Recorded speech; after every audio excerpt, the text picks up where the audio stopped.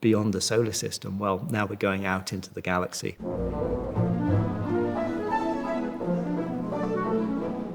Hello, I'm Tim Peake. I'm a British astronaut, and I flew to the International Space Station for 6 months in 2015.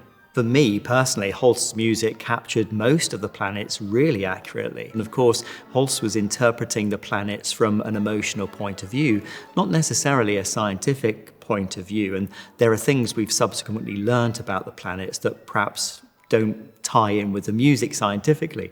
Mars as the bringer of war, primarily because I assume it was the red planet and we associate that with war and the war machine, and the beat of the music is kind of like the beat of mechanized armor coming towards you, this relentless, inexorable force that's moving towards you.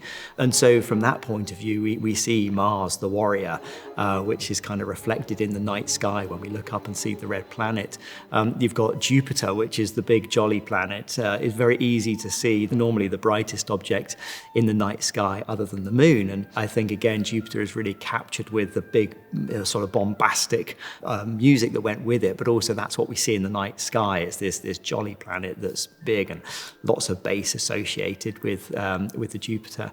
I love the fact Mercury is the winged messenger, flitting around the sun, all light and airy, skipping around in just 88 days on an orbit around the sun. And again, that's reflected in the very light nature of the music.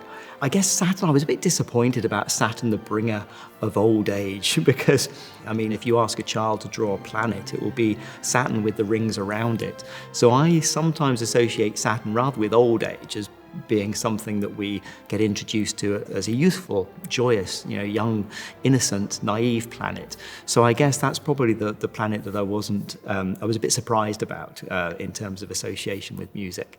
And I love the fact that Neptune is the mystic, because I think it's not just describing the planet as being so far away from the sun, where things are getting very dark, they're getting very cold, but I think it's also kind of alluding to what lies beyond Neptune, that kind of ethereal feeling that we get when we listen to it. And it's kind of alluding to the fact that beyond the solar system, well, now we're going out into the galaxy.